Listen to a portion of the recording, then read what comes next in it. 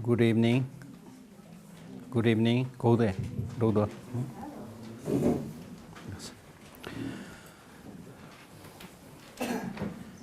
So one thing that I would like to mention right in the beginning is that when it comes to Buddhist practice, you need to know, sometimes you need to know how to do that practice in a long process.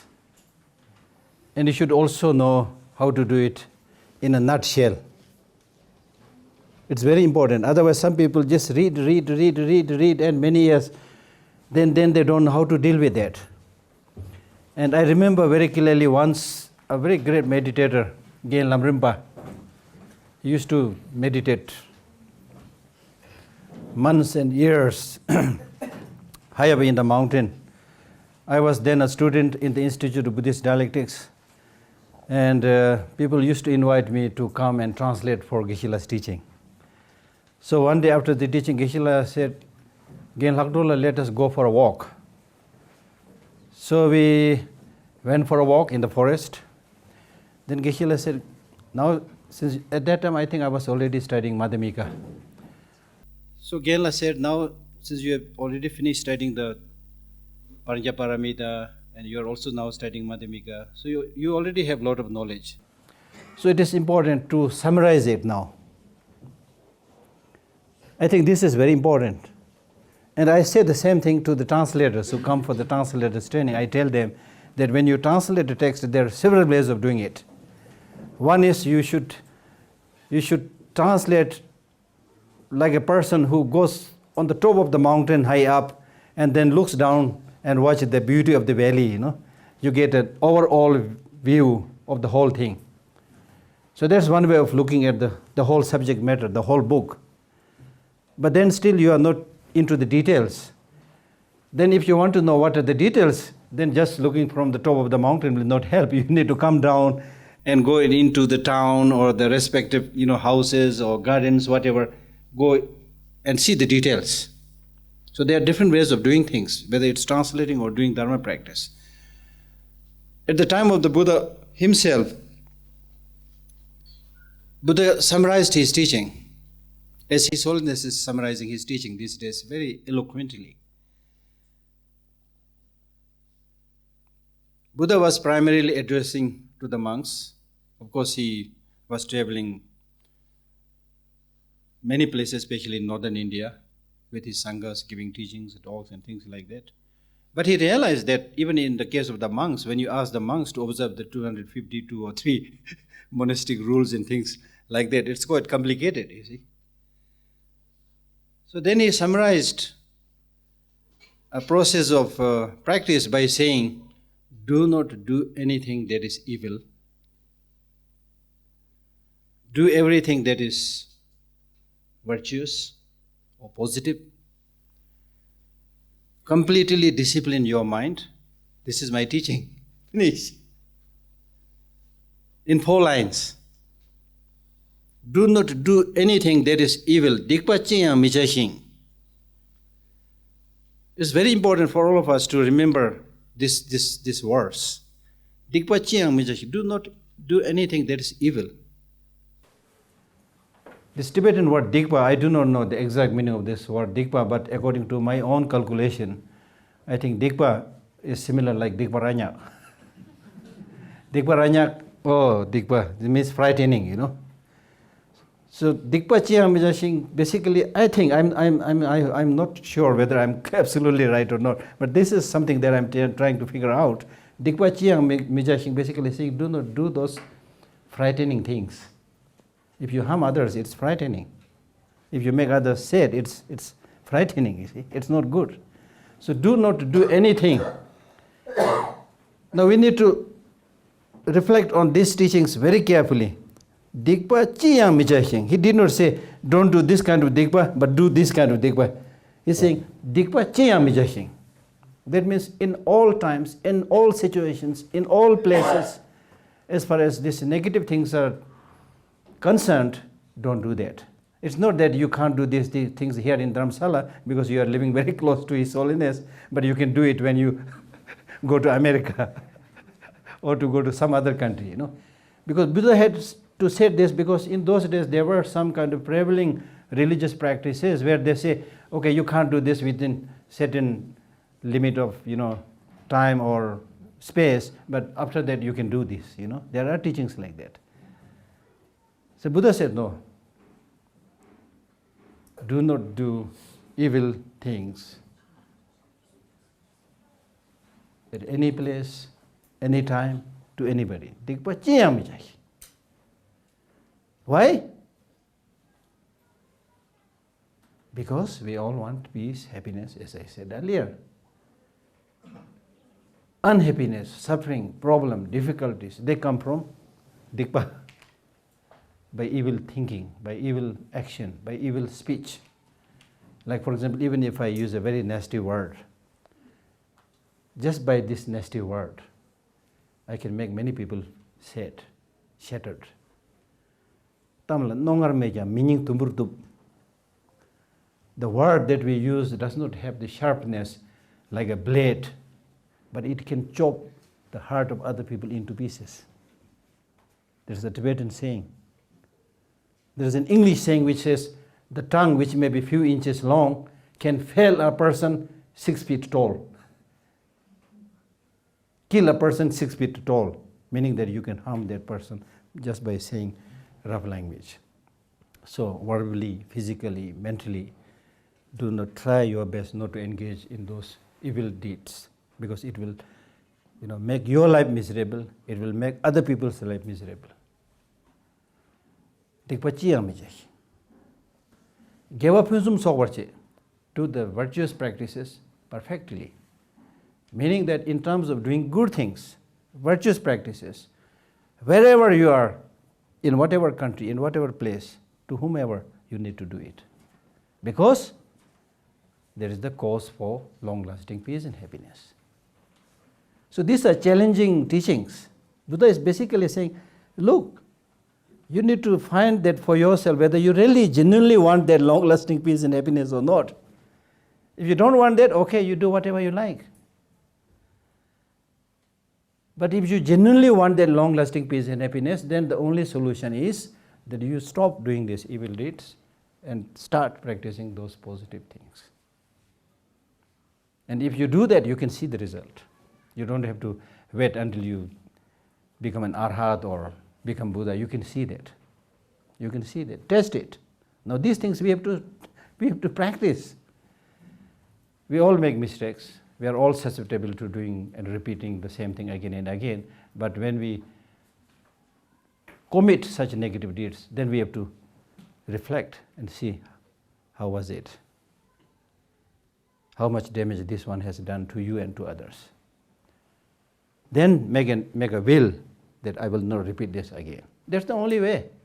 That's the only way. There's no other shortcut. So in the beginning you might feel, oh, this is an uphill task. It's very difficult for me to do this Dharma practice. You might feel like that. But as Shantideva says,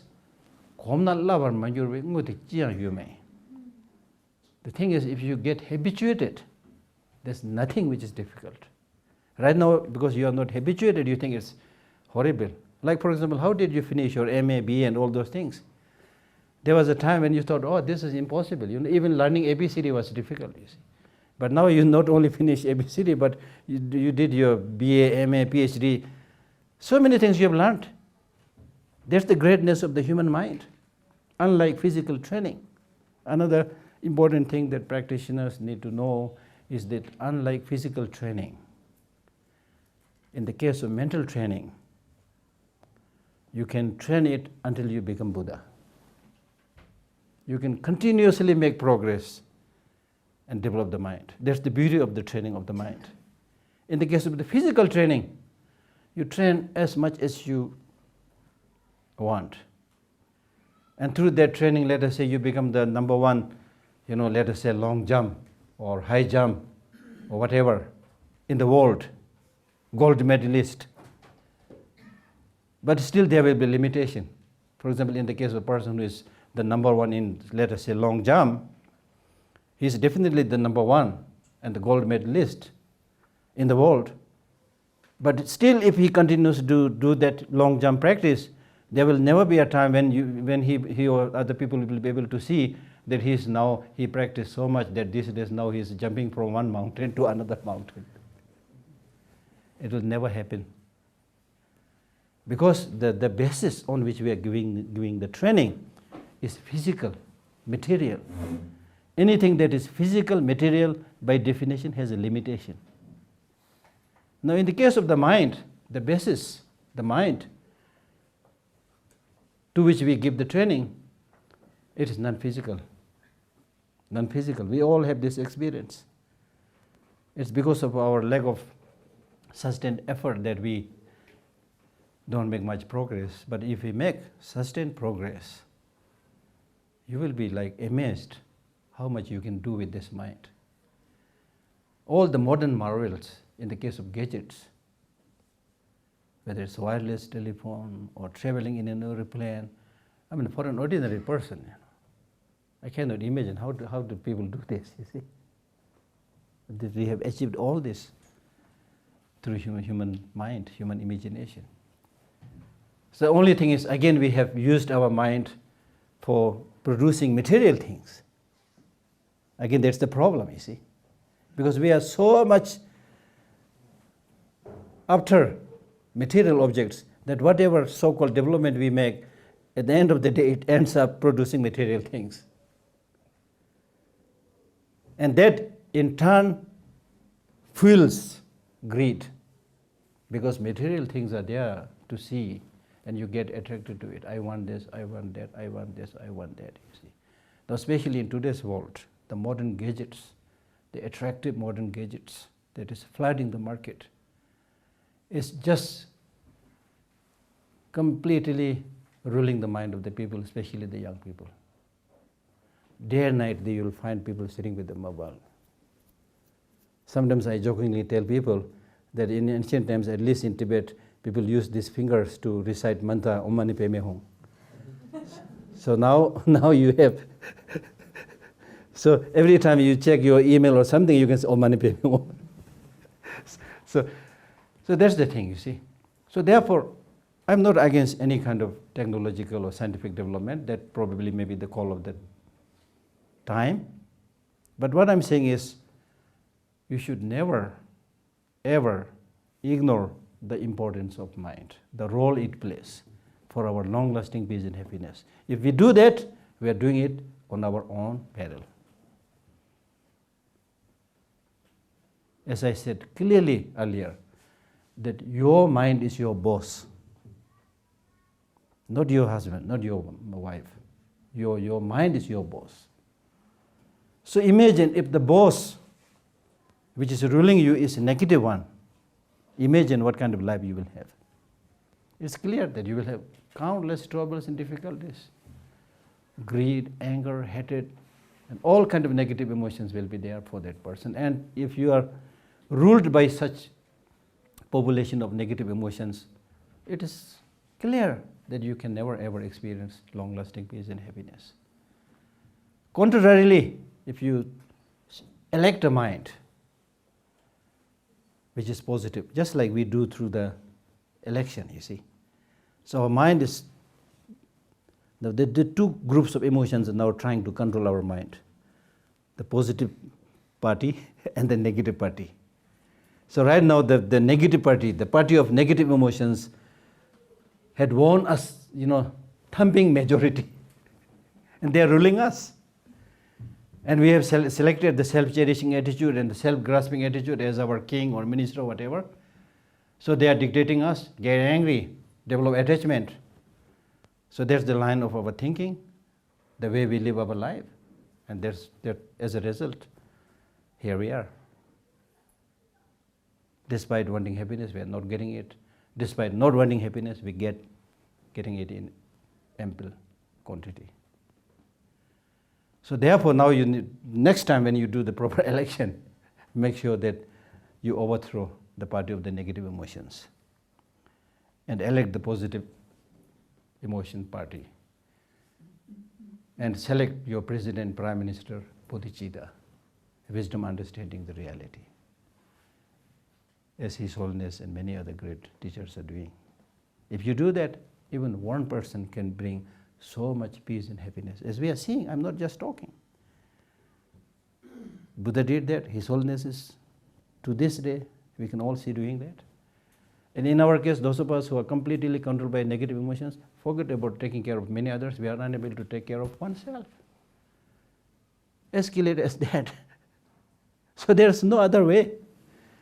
If there's really another way which is guarantee for long-lasting peace and happiness, be it technology, be it science, be it whatever, if there is an alternative, better alternative, we should go for that. There's no problem with that. But the thing is, there is no alternative.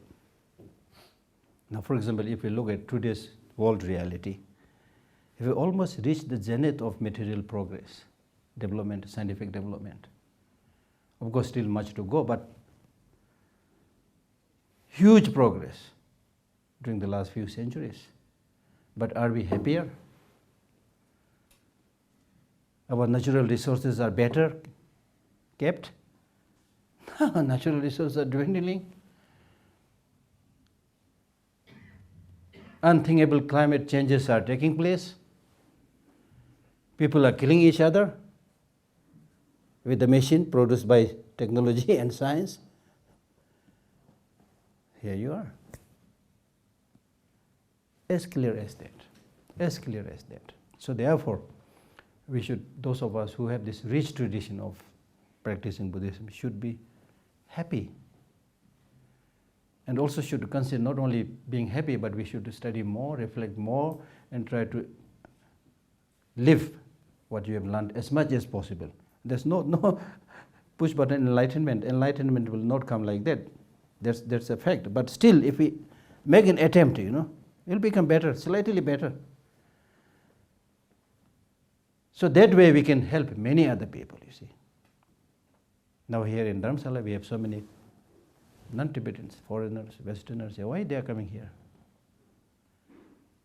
Not to do business with the Tibetans. But they come to learn the messages of Buddha, which luckily we Tibetans have kept intact, even in exile. So that is, according to Buddha's teaching, these teachings of the Buddha are the real jewel, real gem, real wealth. The other ordinary wealth, it comes and goes, and also not sure. No lungju dangmi dangsin rati henji sal henji sa. The material possessions and wealth are like honey collected by bees. The bees work very hard, collect the honey, and after having collected a huge amount, somebody else comes and takes them away. So in our life, it's exactly like that. You work very hard, make your money, then somebody calling cousin, brother, sister, husband, wife, they'll take away. I'm not against that. I'm not against anybody, using that. I'm not in that sense, but what I'm saying is that is the reality. That's the reality.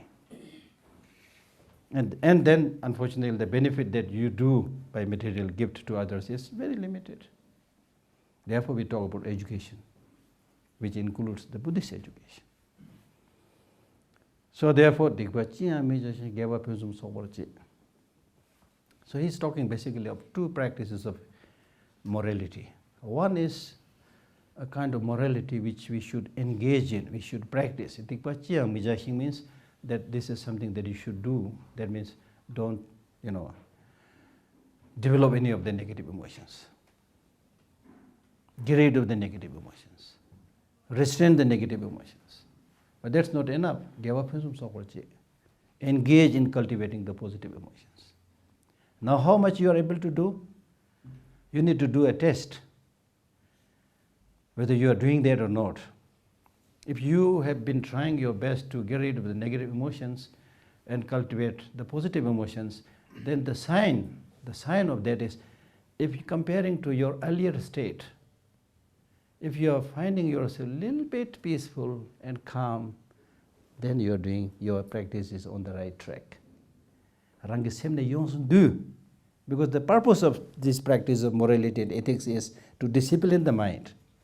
And if you're able to see that state of having disciplined the mind, and you find there's much more calmness and happiness,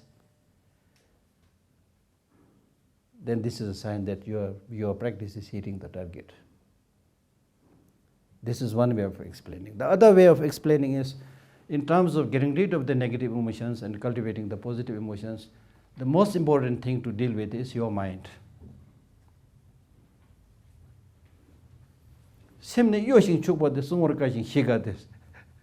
But when it comes to taming the mind, the thing called mind, number one, is non-physical, colorless, shapeless, therefore we don't care.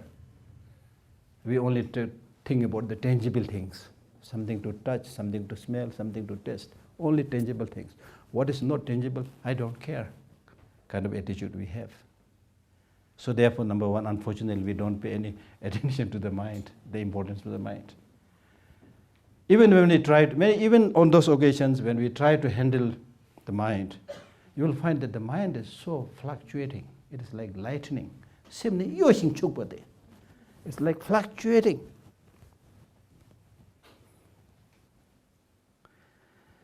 One Western practitioner once came to me and said, Geshe, before I meditated, I was a nice person. After I started meditating, I became a bad person. That's the thing, you see.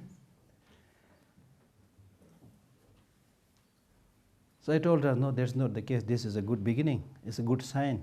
Because before you meditated, you have no idea what is coming in your mind, who you are.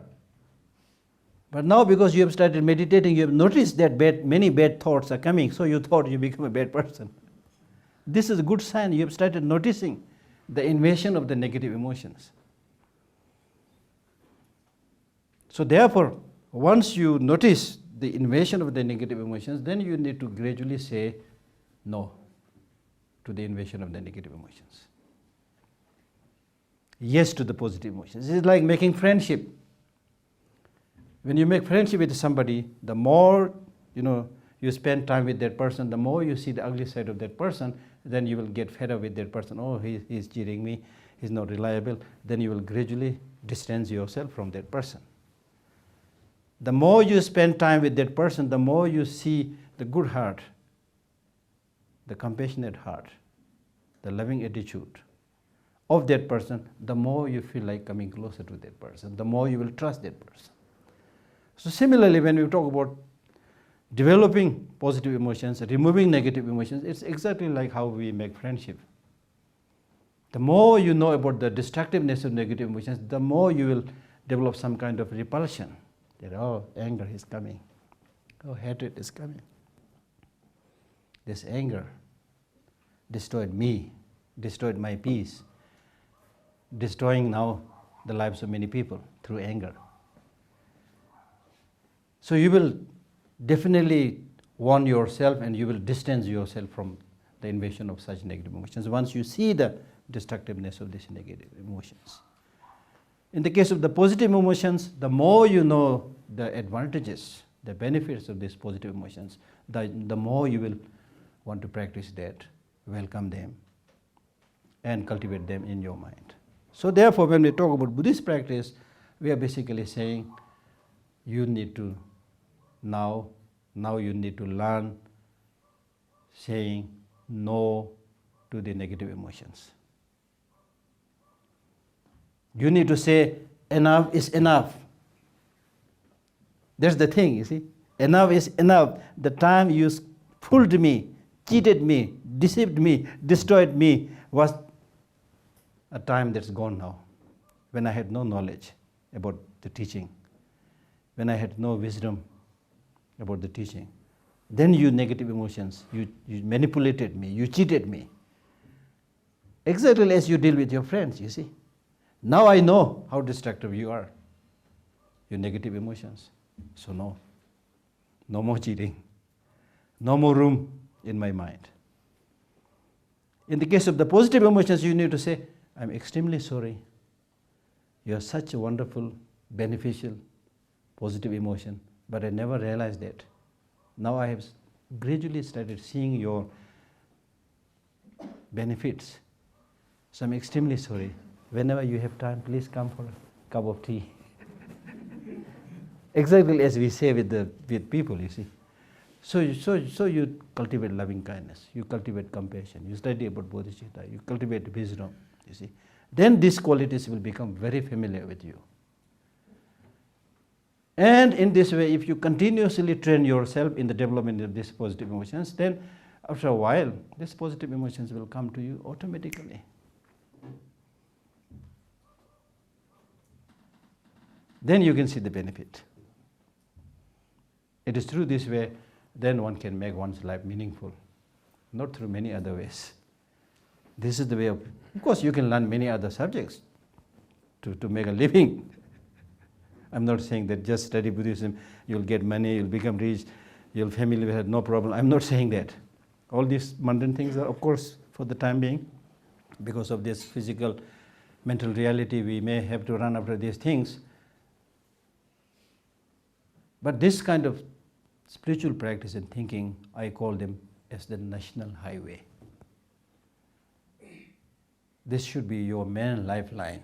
Then you can go here, do a little bit of your work, business, all these things. But this thing, you don't forget.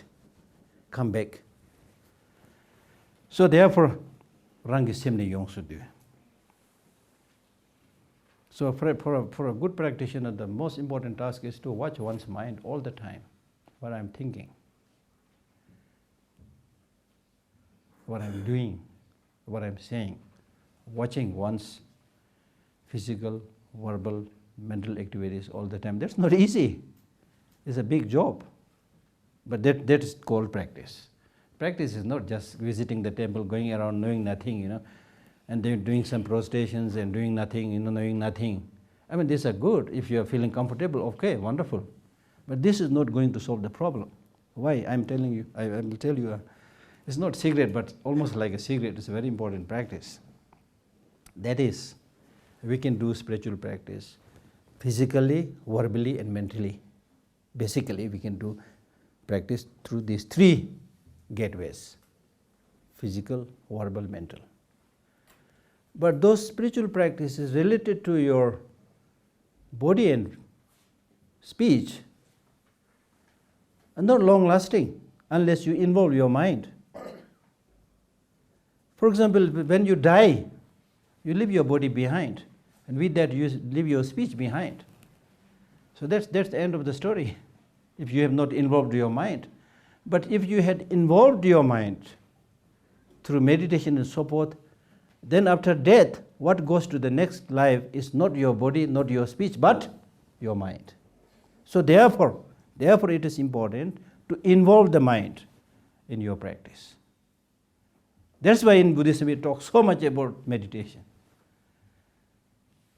Meditation basically means cultivation, bhavana. Bhavana. If you read the life story of the Buddha, he spent most of his time around northern India. Although he was a prince, but he had this ample occasion to look at the farmers ploughing the land, waiting for the monsoon. This year they do their cultivation of land and get certain crops or not crops, whatever, they have to do this. Next year they have to do the same thing. Next year they have to do the same thing. So Buddha almost got the idea from there, saying cycle of existence, samsara, doing the same thing again and again. I think he got a clue from there also.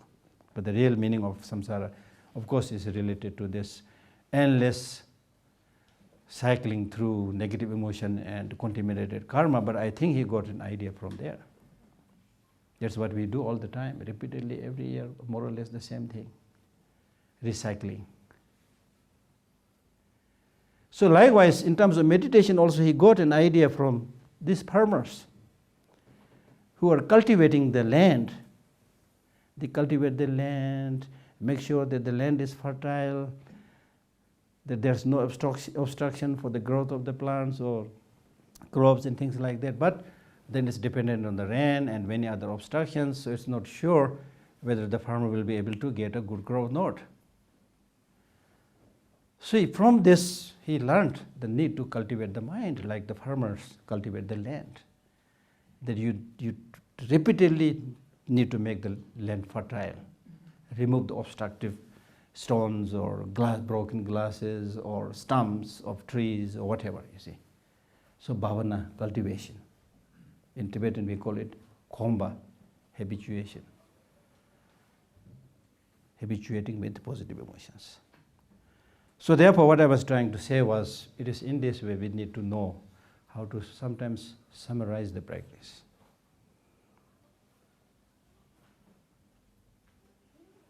I have met a number of people who say that I've been studying, trying my best to understand the teaching, I've been reading a lot, but I don't know how to summarize it.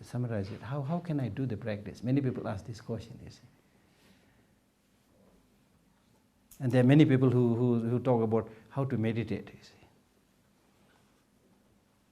So they think there is a special subject that you should study, there's another special subject for meditation, they think like this. But the thing is that this whole teaching of the Buddha is for meditation. Like compassion is for meditation. So you need to just know the meaning of compassion, different types of compassion, then make your mind habituate with that is meditation. So you can do countless meditations on each and every aspect of Buddha's teaching. It's not that there are a few tips you need to follow all the time, no.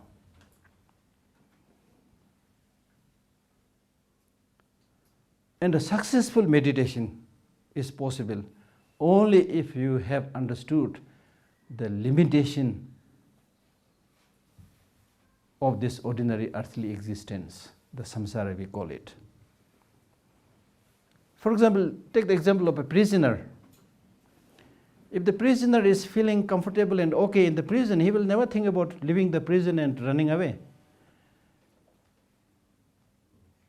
But when the facilities in the prison are horrible, the treatment that is given there is horrible, then day and night the prisoner will think about running away from the prison. That's what normally the prisoners do. Even with very less equipment, they would somehow make a hole in the wall or in the ceiling, or they try to escape from there. Day and night they will find ways and means to escape from it. Why? Because they have seen the suffering, problem, limitation, frustration there. But in our case, we talk about nirvana, enlightenment, but we have no idea about the limitations, frustration, suffering, samsara. So how can we develop that genuine wish to get liberation, enlightenment? So therefore, we need to first of all see the limitations, the frustrations. Once you are able to see that, then there is a hope.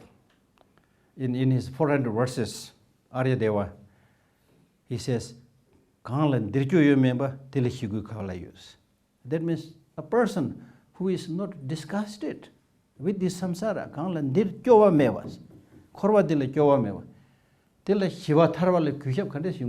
how can that person develop respect to the nirvana?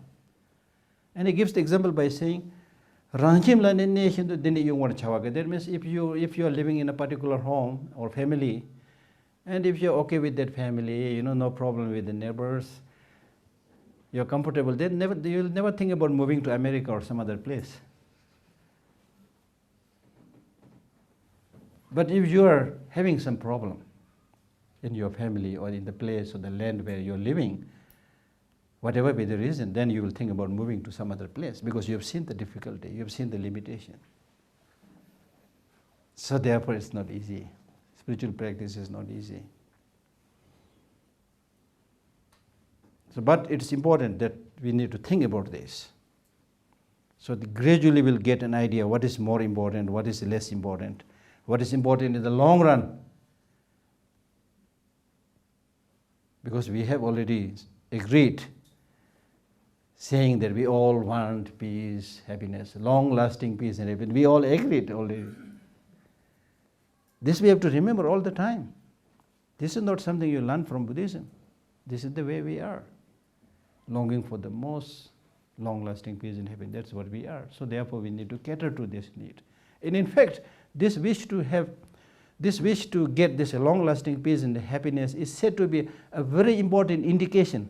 I remember His Holiness teaching this one time by saying that you're right from the birth, you're having this wish to get that long-lasting peace and happiness shows that it is possible for you to become Buddha, the highest level of happiness. Your wish to shun suffering of any kind shows that you can do it if you make the attempt. But still, if you don't make the attempt, it will not come like that. But if you make an attempt, you have the potential. That's why in Buddhism we say everybody has the Buddha potential. That means the ultimate nature of the mind, which is the capacity to get completely transformed and get rid of the negative emotions. So that is good news. That's good news. But unless we practice it, His Holiness cannot help us. Buddha cannot help us. Because after achieving enlightenment, when Buddha was requested to give the teaching, he said, no. What I realized, what I found is something very difficult for you to understand, so don't disturb me. Let me continue my meditation in the forest. Don't disturb me. Several weeks he continued, even after achieving enlightenment, several weeks he stayed around the Bodh Gaya doing meditation. He said, what I have found something that is profound, peaceful, free from fabrication, clear light, unconditioned. To whomever I teach it, nobody will understand it. So I will not say anything. I'll just retire into the forest and continue my meditation. That was his response. I have found something that is profound. Look at each of these words. I have found something that is profound, peaceful, free from fabrication, clear light, unconditioned. To whomever I teach it, nobody will understand it. So let me stay in the forest. Sabhi tuti vese dumachi. Sulate jang kovar menube mema naujinandu neverja. That's what he said. But then again, the celestial beings and human beings, they again requested him by saying that it is true that you found this nectar-like teaching, which is very difficult to understand, but there are some very intelligent people. So some of them may be able to, if not complete, they may be able to understand a little bit. So please share your wisdom. And having made this request, the first teaching that the Buddha gave was Four Noble Truth. Look at this. The interesting thing about the Buddhist teaching is down-to-earth teaching. The Four Noble Truth teaching can be made very complicated, but basically what he has observed was people are running hither and thither in want of happiness, and there's nobody who wants suffering. He has observed this very clearly with all sentient beings. Wanting happiness, not wanting suffering. But he has also observed that even though people want happiness, then they are not getting it enough. They do not want suffering, but they are getting it in plenty. So therefore said, the Buddha thought, what should we do? If people want happiness, is there a cause for happiness? If people do not want suffering, is there a cause for suffering? If there is a cause for happiness and suffering, then cultivate the cause for happiness. You will have happiness. Remove the cause of suffering. You will be able to do away with the suffering. So that is called Four Noble Truth. Happiness and its cause, suffering and its cause. I mean, in simple language. But we can make it very complicated also. So that was the teaching. See, down to earth. Exactly what we are experiencing all the time. He was addressing those issues. Then when it came to teaching the Four Noble Truth, the first teaching that he gave was impermanence. The first teaching of the Four Noble Truth is the truth of the suffering, and the first feature of the truth of suffering is impermanence.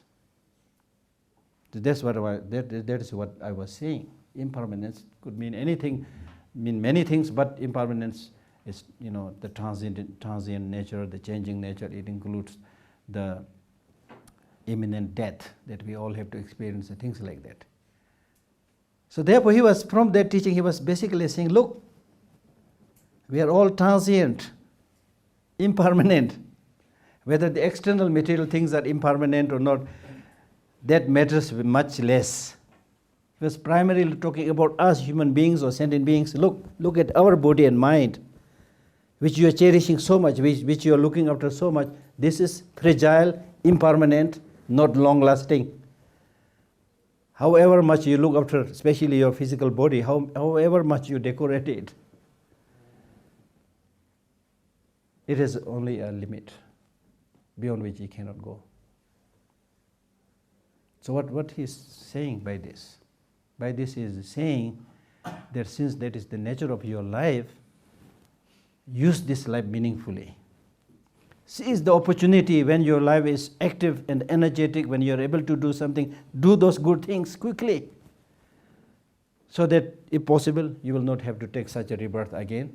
You will take a much better rebirth, which is not ruled by negative emotions. So that's what he was saying, impermanent.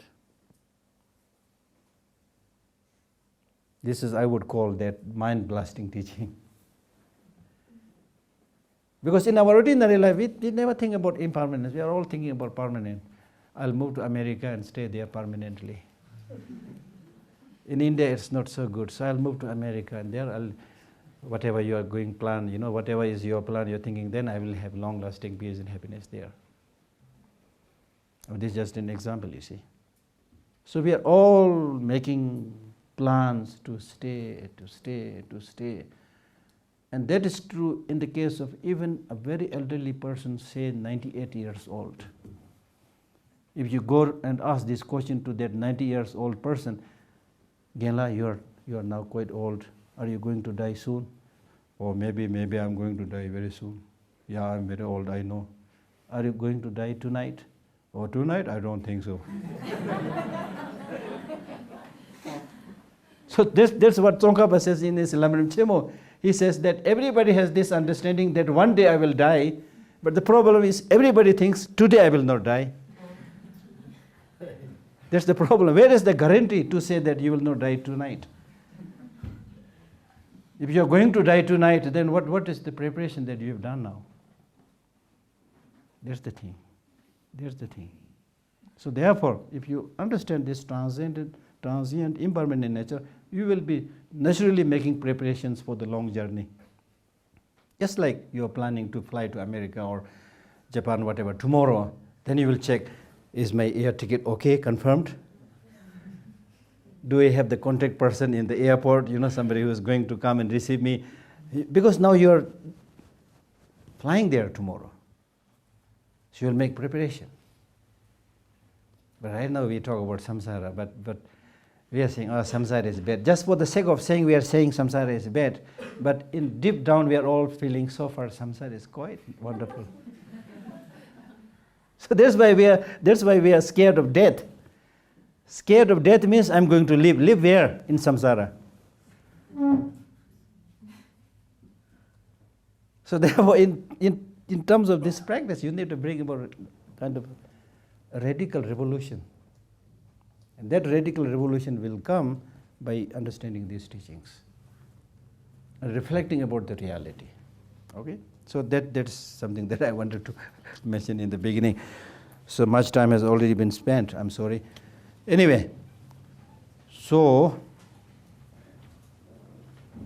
풍봉어워 대다장 랑신지 동반 넘버도 디버 친르와 가자 풍봉어워 대다장 랑신지 동반 넘버 양다 버다오. Addressed in this way, Noble Avalokiteshvara, the Bodhisattva Mahasattva, said to Venerable Shariputra, O Shariputra. Yeah, then through the power of Buddha. Okay, now in the first paragraph we have, what we basically read was Buddha entered into meditation on the profound emptiness. So that was the blessing. That was the activating force. Chinjilava. But Chingindi, Buddha's meditation. Chinjilava Chisadi, Shariputra, Pagbacheresik. So Buddha gave the blessing by entering into the meditation on the profound, emptiness. So he was the one who is giving the blessing. The one who is blessed is Avalokiteshvara and Shariputra. Because of Buddha's blessing, they entered into dialogue. Shariputra developed this wish to ask question on this profound emptiness to Avalokiteshvara, and Avalokiteshvara answers his questions. So therefore, then through the power of the Buddha, that's what I'm saying. Then through the power of the Buddha, Venerable Shariputra said to noble Avalokiteshvara, Shariputra and Mongol Putra or Mongolayan. These were earlier, they were of course not Buddhist, but there's a long story.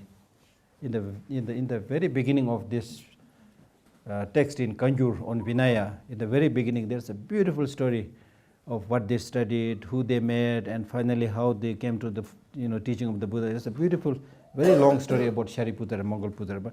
But these two, Shariputra and Mongol Putra, they were very close friends. So Shariputra is actually said to be emanation of a Buddha, one of the Buddha, Dripanam Silki. He got this name Shariputra. Putra means Sharipu. He's son of the mother Sharika. Ama Sharika ge Puyinza Shariputra. And his mother's name is called Sharika because it is said that the mother has an eye which looks like the eye of a bird called Sharika. Okay? Shariputra. Shariputra said to noble Avalokiteshvara. Avalokiteshvara is somebody who has entered the path of seeing, therefore he is called Phagwa, noble. The Bodhisattva, Mahasattva. How should a son or daughter of noble family train? Noble family, Rigjipu, son or daughter of the lineage. The actual translation is the son and daughter of the lineage. That means when it comes to practicing these teachings, there's no difference between men and women. That's what he's saying. Son or daughter. Okay, son or daughter. In Tibetan only Rigjipu, yeah, son of lineage. Son or daughter of the lineage, Rig. Lineage, Mahayana lineage, who has the potential to become the Buddha. So how should a son or daughter of, that means who has this interest towards the Mahayana teaching? Of lineage means one who has this inclination, appreciation towards the Mahayana teaching. So in that case, whether you are a man or woman, son or daughter, all of you can practice that. So how should you practice this? How should a son or daughter of noble family train who wishes to practice the profound Parajana Paramitra? Okay. Hirabji Parodu Chimba, Samichoba Cheban Dobati, Mare, Chanjo Semba Semba, Habajane, Sendama Sharidu, the Geji, Mare, the Sanji to set them by Sharibu, Chanjo Semba Semba, Pagwachen is the one who learn Digeji Meso. Did it? Take on it.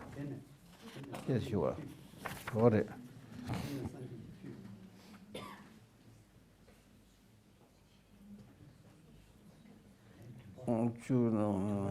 La.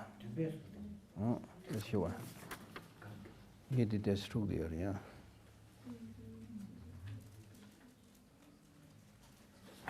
Tachevamento, do Siena Chesa.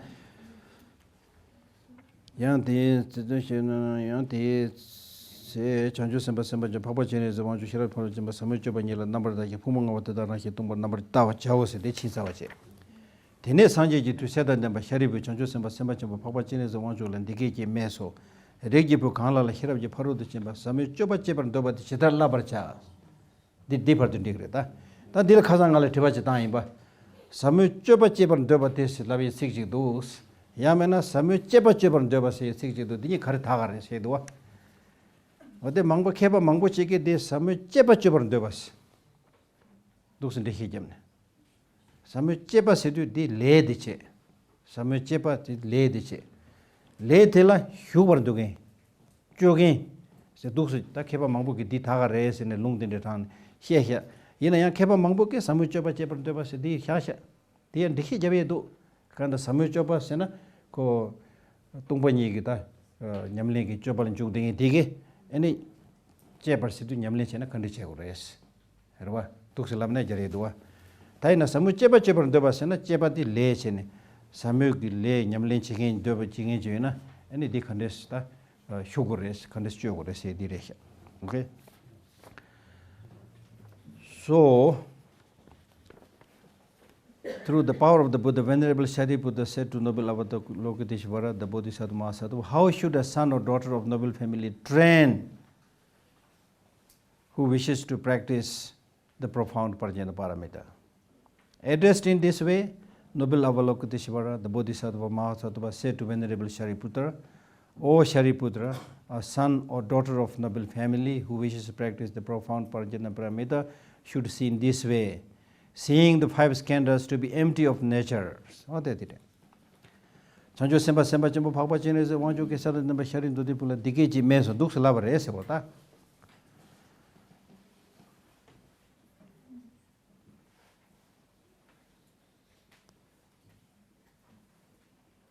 Lupsudi, how should you train? Sharipu rigipu makala sharaji for sama chimbo chimbo doba de deter number tower chades. So now here, what we are basically saying is, having developed bodhicitta, by the person, man or woman, son or daughter, who has that lineage of the Mahayana, how should one engage into the practice? There's the question that's being asked. So in terms of the answer, he gives this answer by saying, it depends who you are.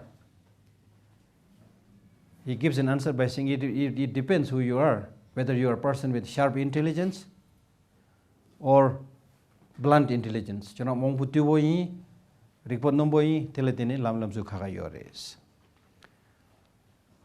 So first he gives an explanation about how, so what I was saying in Tibetan was that when this question was asked, how should one do the practice, then he answers by saying it depends upon your intelligence. Whether you're a person with sharp intelligence or blunt intelligence or less intelligence. So therefore, then he gives the answer by saying, first he speaks about those people with, less intelligence or blunt intelligence. So first he explains about how should one engage in the practice of the wisdom perfection during the path of accumulation and the path of application. In Buddhism, we talk about the 3 paths: path of accumulation, path of application, path of seeing, path of meditation, and path of no more learning, lamanga yorwa. So first he gives an answer by saying that if you are somebody who is training in the path of accumulation and path of preparation, the first 2 paths, then you should practice in this way. So he's basically saying that if you are out of these 3 paths, when you engage in the practice of the first path, the path of accumulation, then at that time your primary focus is hearing and thinking. Hearing and thinking. Of course you do meditation, but primarily, I'm saying, primarily hearing, thinking. Thosam tsowache, tsolam kabla. Pepe mingla de lamdela tsolam sidu. Thosam chene, tso tungpa nyigla, thosam chene, tso sabagi, negaba yinsang tsolam tsowo, ta ming tawa chane. Tungpa nyigla, thosam chene, tso sabagi, tsowo yinsang tsolam sidu.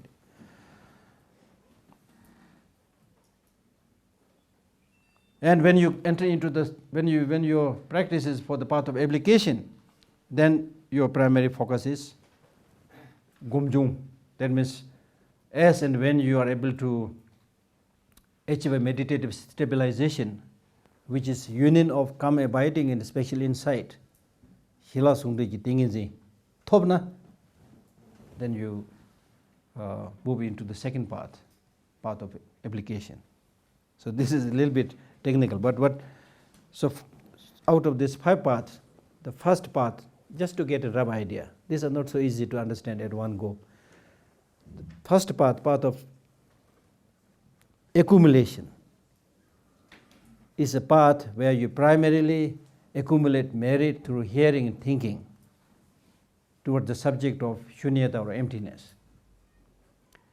And during the second path of preparation, you primarily engage in meditative state. And gradually, when you are able to reach that meditative stabilization of union of calm abiding and a special insight, and when you are able to realize emptiness, not directly, but through a generic image, through a medium, so that's the focus during the second path. And then during the third path, when you're able to see emptiness directly, the third path is called path of seeing, because you're able to see emptiness directly.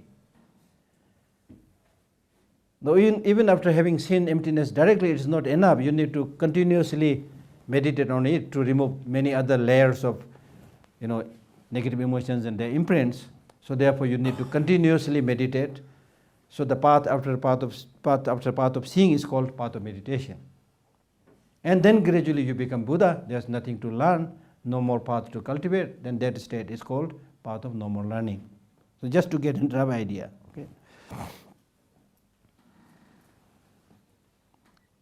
So therefore, with regard to the process of this practice, both during the path of accumulation and preparation, he is basically saying that the focus is to see, seeing the five skandhas to be empty of nature. Phungbo ngawati da rangshin ji dungban namba tawa seji dowa. Phungbo ngawati. Ta chazan soglam da jolam nike kawla. Phungbo ngawati rangshin ji dungba tungwa yinba ta tayi di kangla, ta soba di kangla. Tindi chik ta sung dowa.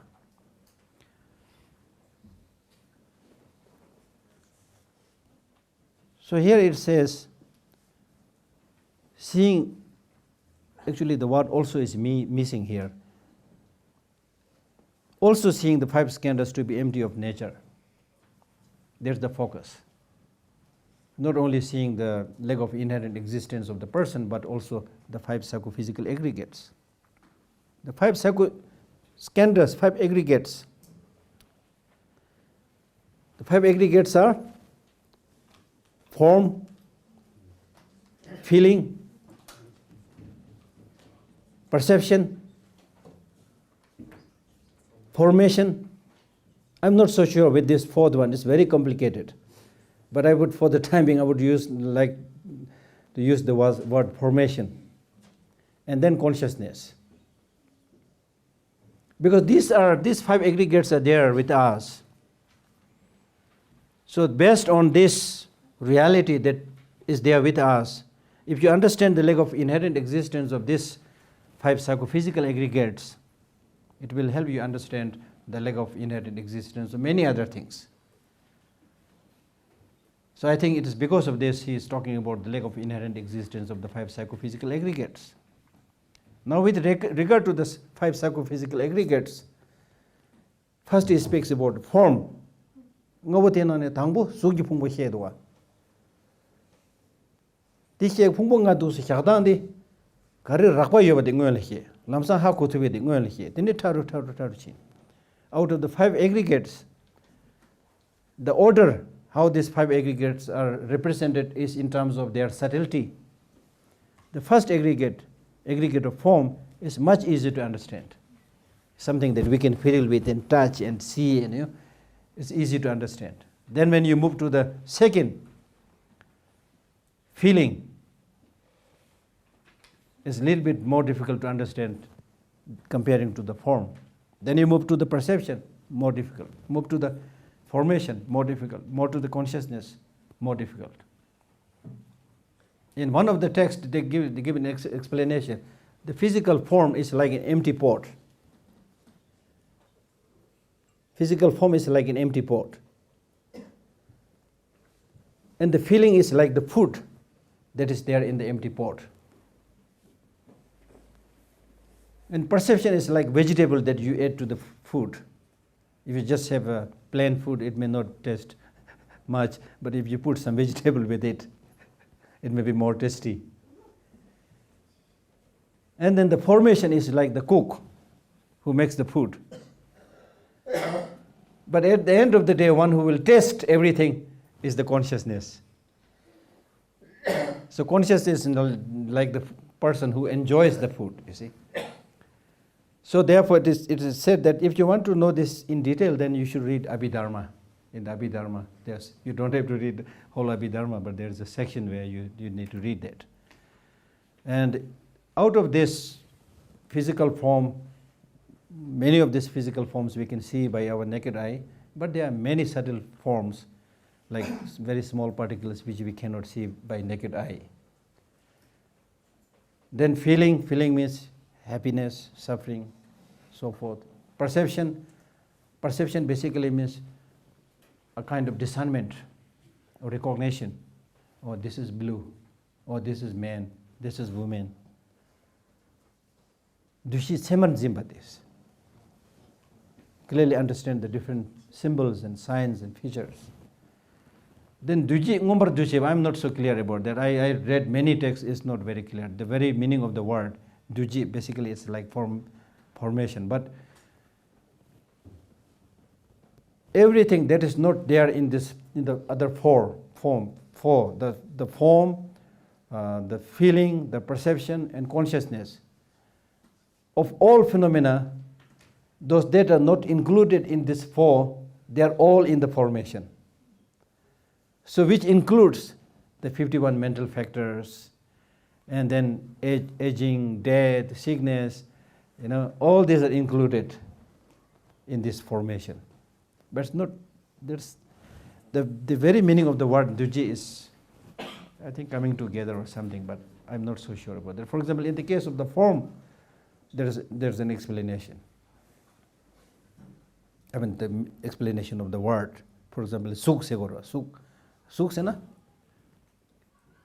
Nanti namjule la wachene suk surong suk jisenye selapjaro. Koju kita mendu samde ki yongoma. Suk se na paje tu suk wasoro bajik labgiyo sarwa. Suk. Par suk wase de segoro. Tin dekhe jabi yungde no bacharong was. No bacharong was the very nature of the physical form is that it is obstructing. Wherever a particular physical form is here, no other physical form can stay here, occupy here. Rwanga desa kubja dinga chunzu detu maro. Ko sukjin chig yuna sukjin hendal kan no ba chig doa. O suksuruma se dire doa inju. Tadi ko khakure ta na shin ta sorba de ngazo hakko ko feeling khakku chira mdoa. O duksre. Ta doso chana se lobjo jange na ta doso loading the just na la theyong ge yore. Ani kusu logo yere sha. Des himjuk chego yere sha. Ke pechak mangbu na la gashi sewo yo wachen gashi hiwran sewo me ba de yungu doa. Chinzars dizu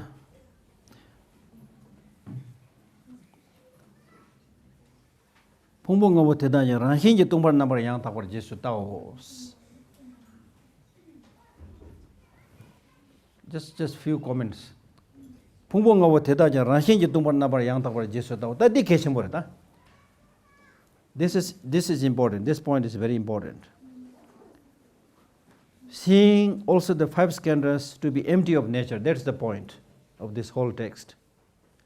I will be repeatedly talking about this. That means form is there, feeling is there, perception is there, formation is there, consciousness is there, but they are not there as we think. Suk yorbe se na? Yorba. Hina ngaran suke samlo tawa nashi yorbe se na yormare se orta. Chesa? Pumbo ngabote da ranshinji tungbar number tao. Ranshinji tungbar number yang takbar jesu tawa se na. Form is there, but they are not there having inherent independent existence.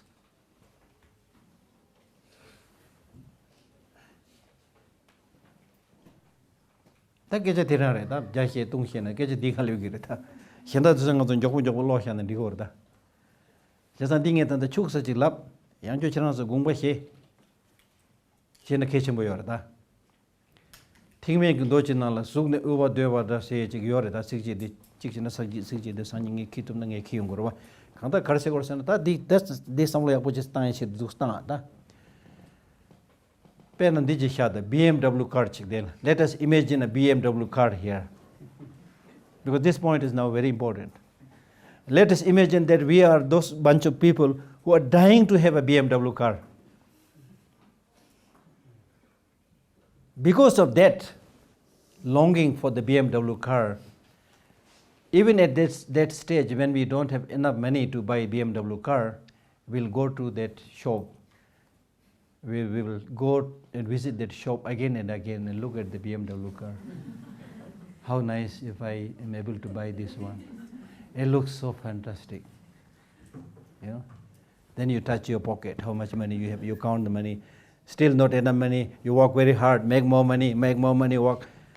Then finally when you buy it and possess it, it becomes all the more beautiful for the first few days. So that's the honeymoon period. That's the honeymoon period. You see?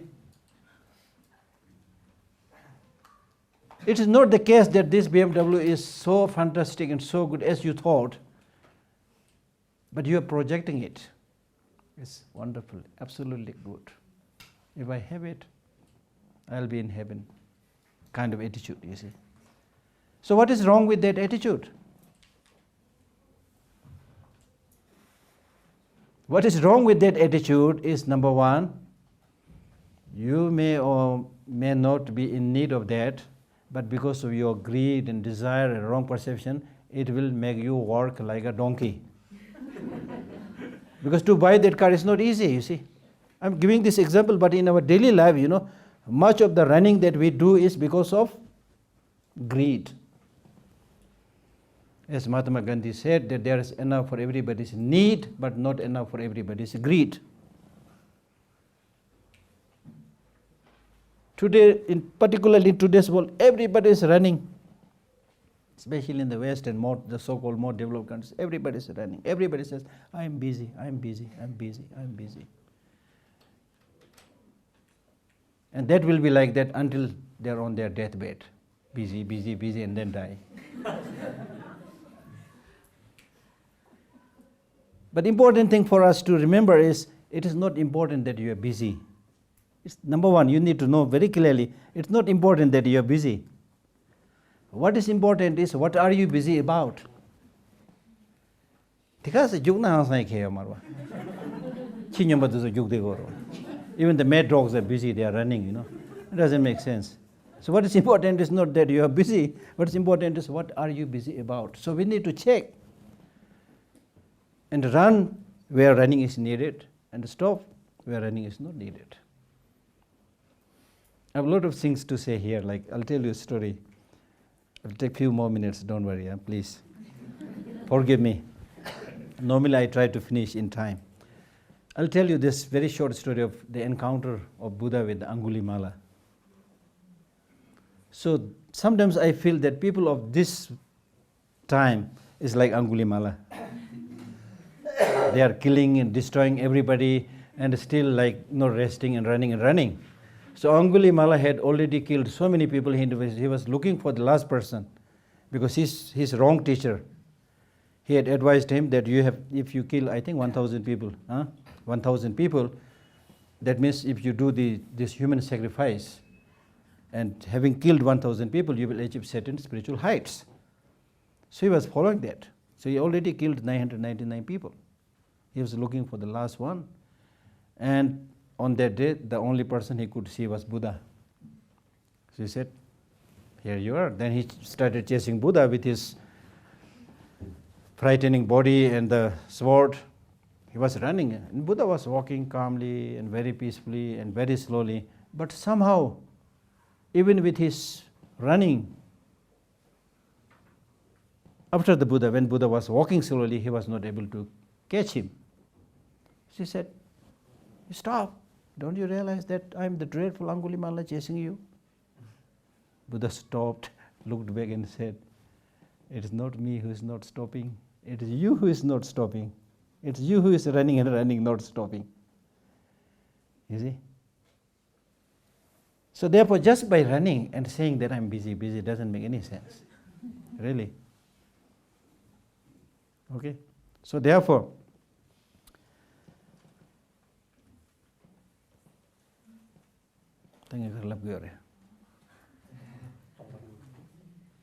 oh yeah, so go back to that BMW car.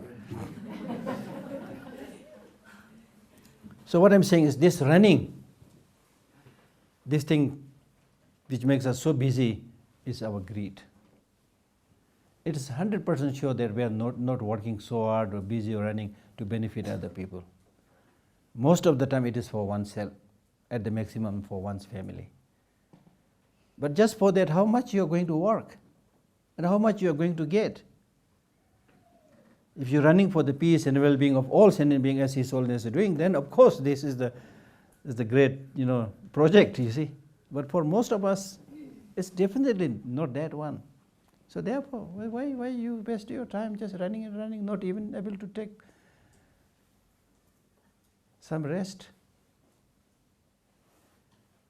And the end result of this relentless running is what we see today in the world: depression, loneliness, low self-esteem, and what not, and what not. You see, that's what we are getting. So therefore, Buddha is saying that if you handle your mind properly, you will find rest. You will find rest. If you want to accomplish something, you will accomplish without much difficulty. If you fine-tune your mental outlook, you will be able to achieve almost everything. So the one that is the real troublemaker is ignorance, which is the root of samsara. So that we need to understand. Ignorance, when we say ignorance as the root of samsara, we are not talking about ignorance which is just lack of knowledge, but more than that we are talking of an ignorance which is misconception of reality. Misconception of reality. So that's the point now I'm talking about. If that self-grasping mind, the ignorance, is a mind which is wrongly perceiving the way things are, then the question arises, what is the real nature of the phenomena? What are the ways of existence of the phenomena? Because it is important for you to understand the reality. It is important for you to understand the way things are. So therefore the answer is, the reality is that things are dependent on each other.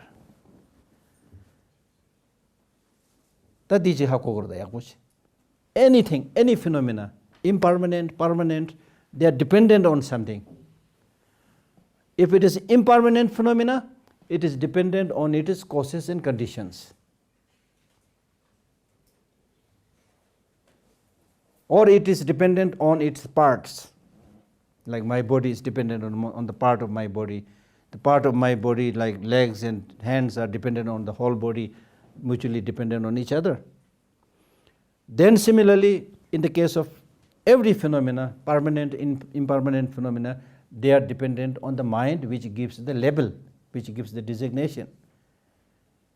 Di thevre, hyugre, chimare. Who made it? Designation. Somebody designated it. Di hyug labginda, di chi labgimenda. We all agreed. Now it's fine. It's working. You see. But right in the beginning, somebody had given the designation chi.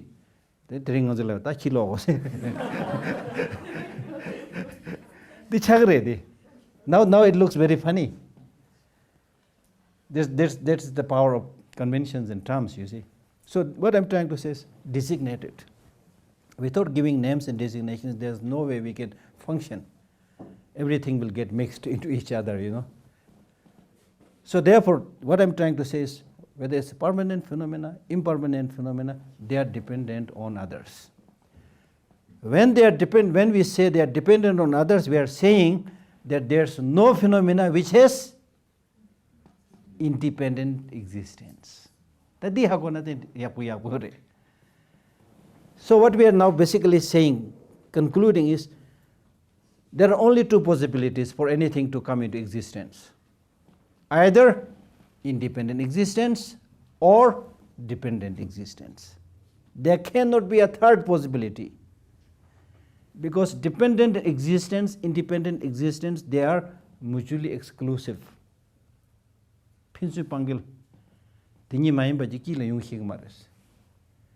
Now since we have already clearly explained that things are dependent, so therefore there cannot be any phenomena which has an independent existence. Therefore, the five psychophysical aggregates are empty of inherent existence, means the five psychophysical aggregates are empty of independent existence. Empty is a meva. Launching you to a yomare. Can't let mother be yomares. 30 euro. 10 euro. That's what he's saying. Did you get some idea? Now the next important question is, okay, this looks true, this is good for mental exercise, but what is the benefit? We are a bunch of business people, we need to do some business, get some benefit, you see. So any intelligent thinking person, they will say, what's the benefit, you see? The benefit, now come back to the BMW car, the benefit is earlier, When you don't have that understanding, you thought, oh, BMW car existing independently from its own side. Therefore, you developed a lot of negative emotions, especially attachment, craving, and grasping.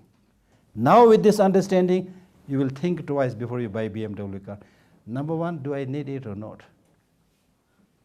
Number two, the so-called BMW car is basically assemblage of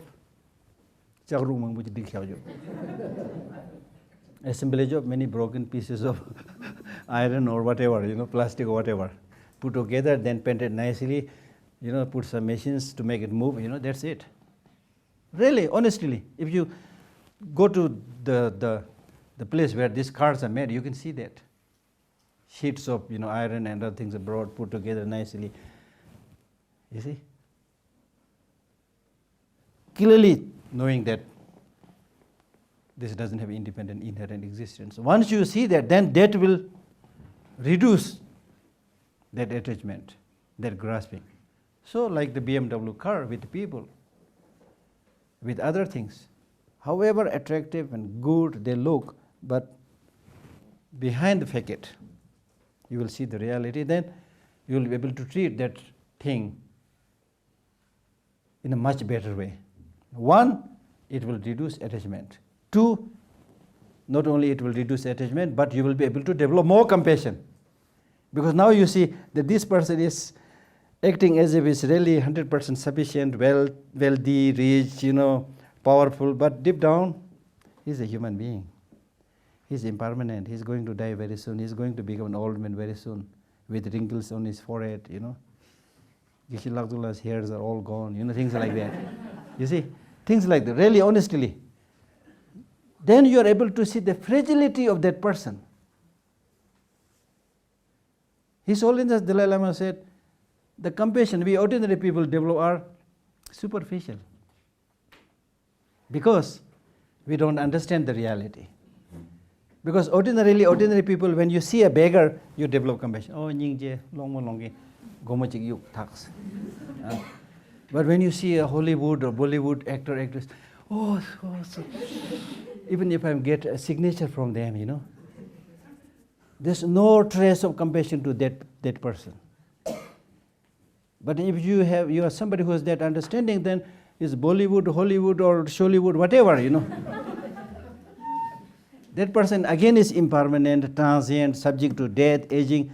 So however much he is acting and behaving, the behind story, I have my compassion and sympathy for you, Man, you are going to die soon like me, You see? So you can see the interesting thing, this spiritual practice, it helps if you understand the reality, it helps promoting the positive emotions, it helps reducing the negative emotions.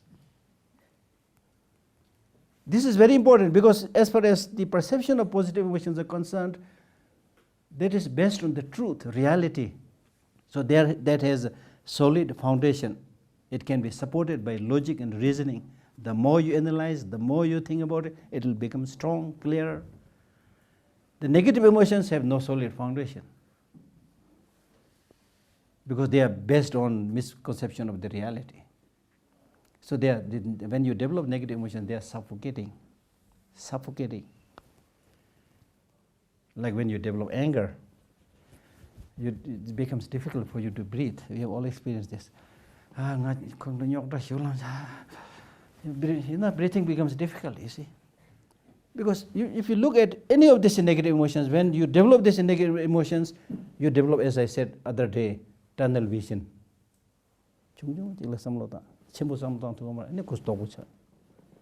But if you think about compassion, when we develop compassion, we say, how nice if all sentient beings meet with happiness. All sigdo.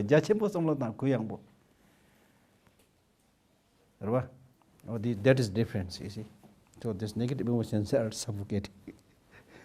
So we'll discuss more tomorrow. Thank you.